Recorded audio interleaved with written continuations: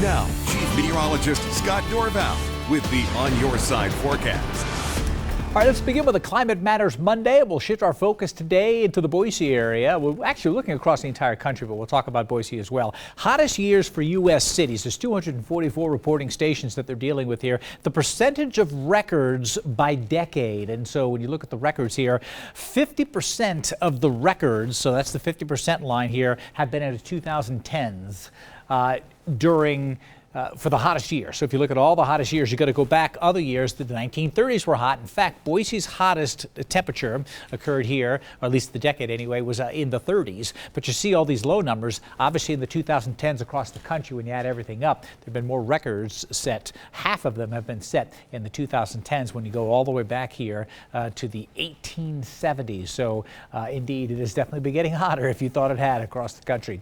Let's take a look at the temperature history here over the shorter term. And in June, we were warm. We had that dip, but then we were nice and comfy all the way to the 18th, and then temperatures dropped. And I guess this is real comfortable if you like the cooler temperatures. We hit that 65, and the wind and the chilly morning that we had, and we've just been slowly climbing up. Now, still below average at 78 yesterday. Today, we'll end up below average as well, since the normal high is 84. But here we are. We're getting closer. This is the next 10 days, and here's Tuesday and Wednesday. We'll peak at 87. Another wave of some slightly cooler weather with a cool front coming in, dropping us back into the 70s. And then here we are. We start climbing out of that. And so through the weekend, next weekend, this weekend coming up, Saturday and Sunday in the 80s. Low 80s to start, upper 80s towards the end. So Saturday being the cooler of the two weekend days, Sunday the hotter one. And then next week, now we see that edging up. And the Thursday is the 4th of July. And here we are at 93. Now beyond that into the weekend, we'll take a closer look here as we go through this week. We'll look at that weekend. It looks like it may hang on being hot, but there's some cooler weather lurking offshore, and there's always the chance for some thunderstorms coming in when you're at this early in the season. Here's what's happening with our St. Alphonsus live camera this evening. Lays in the sky, some high clouds, traffic thinning out right now. It's a pretty nice summer night.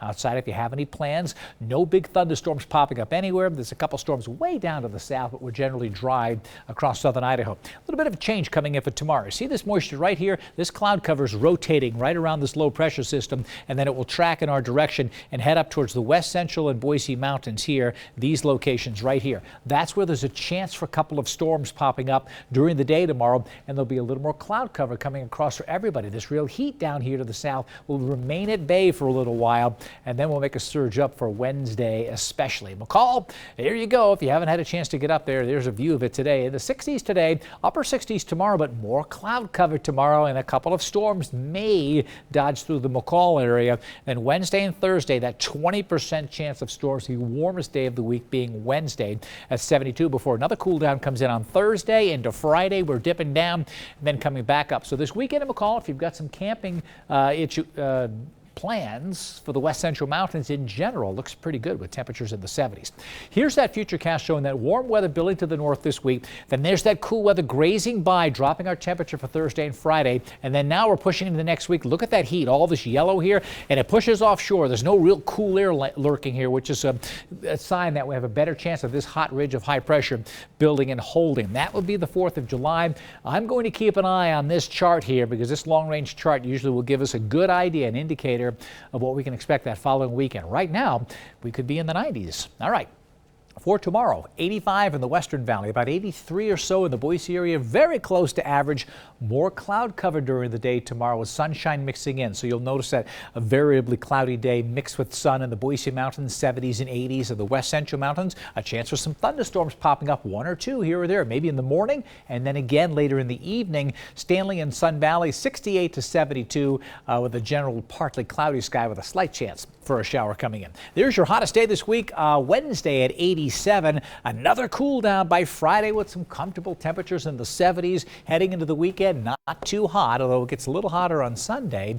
And then as you just saw by the July 4th, next Thursday, we're back into the 90s next week. And this may be that time frame where all those little waves of cool air disappear. Because at some point in July, that's it. You just don't really get that much of an impact. Usually typically around the 4th, right? You always talk about that first weekend of July, yeah. That the variability that you can get in May and June just starts to disappear.